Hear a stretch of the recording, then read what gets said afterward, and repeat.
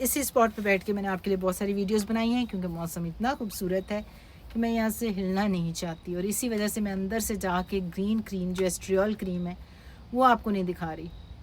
फिर भी मैं आपको बता देती हूँ कि जो एस्ट्रोजन क्रीम होती है, एस्ट्रियोल जो टॉपिकल होती है, एक बहुत ही वीक फॉर्म होता है। This is not 17 beta estradiol, this is not estrone, this is estriol. Estriol जो होता है वो डिफरेंट रिसेप्टर्स पे काम करता है, और आमतौर पे बीटा रिसेप्टर्स पे काम करता है, जिसकी वजह से ये आपकी स्किन के ऊपर काम करता है ज़्यादा एंड स्टेज देयर। तो आपकी स्किन की इलास्टिसिटी को, हाइड्रेशन को, कोलेजन को इंड्यूस करेगा, जिसकी वजह से आपके आहिस्ता आहिस्ता फाइन लाइन ख़त्म हो जाएंगे, जो क्रोज है यहाँ पे आना ख़त्म हो जाएंगे। डीप लाइन को ख़त्म तो नहीं कर सकेगा, लेकिन आहिस्ता आहिस्ता फेड कर देगा। 30s के बाद जो आपका कोलेजन होता है स्किन के अंदर, आपके जिस्म के अंदर कम होना शुरू हो जाता है। हर साल आपका जो कोलेजन होता है 1 to 2% कम होता है, और मेनोपॉज के बाद जब आपका एस्ट्रोजन ख़त्म हो जाता है, एस्ट्राडायोल,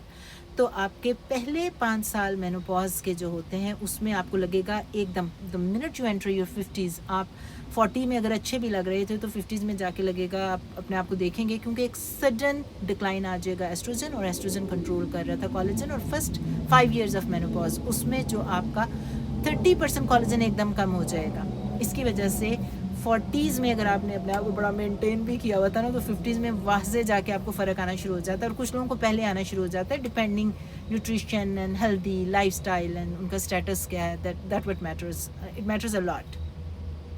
उसके बाद आप एक्सरसाइज कर रहे हैं या नहीं, लेकिन जितनी मर्ज़ी एक्सरसाइज करें, जितनी मर्ज़ी अच्छी न्यूट्रिशन सप्लीमेंट्स लें, एजिंग तो होनी है, इन्फ्लेमेशन तो होनी है, जो हार्मोन्स आपके अंदर पैदा हो रहे थे वो तो ख़त्म होने हैं। हार्मोन्स ख़त्म होंगे तो इन्फ्लेमेशन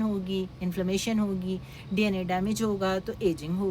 होगी तो साथ क्रॉनिक इलनेस आएंगे, जिसकी वजह से आपको वही चीज़ जिस्म में रिप्लेनिश करनी है, वापस देनी है, जो कि आपको प्रोटेक्ट कर सके। और ये जो एस्ट्रियोल की बात हो रही थी, ये आपकी वेजिनल हेल्थ में भी बहुत यूज़फुल होता है। तो 46-47 के बाद यूजली आमतौर पे यूए की गाइडलाइंस है for the prevention of genito urinary syndrome, यानी कि जो बार बार आपको क्रॉनिक इन्फेक्शन होते हैं, या आपको ब्लैडर के इन्फेक्शंस होते हैं, या वेजिनल इन्फेक्शन होते हैं, यीस्ट इन्फेक्शंस होते हैं, उसकी प्रोटेक्शन में भी, और जो लीकिंग ऑफ यूरिन होती है और बार बार सेंसेशन होती है रात को उठ के कि मैंने बाथरूम जाना है, उसमें भी हेल्प करता है ये वाला हार्मोन। तो आप DHEA क्रीम भी इस्तेमाल कर सकते हैं वेजिनल यूज, या फिर ये एस्ट्रियोल क्रीम इस्तेमाल कर सकते हैं। मेरे पास वो हाथ में नहीं है कि मैं आपको दिखाऊँ, उसी पिक्चर मैं यहाँ लगा रही हूँ, you can get it from my website.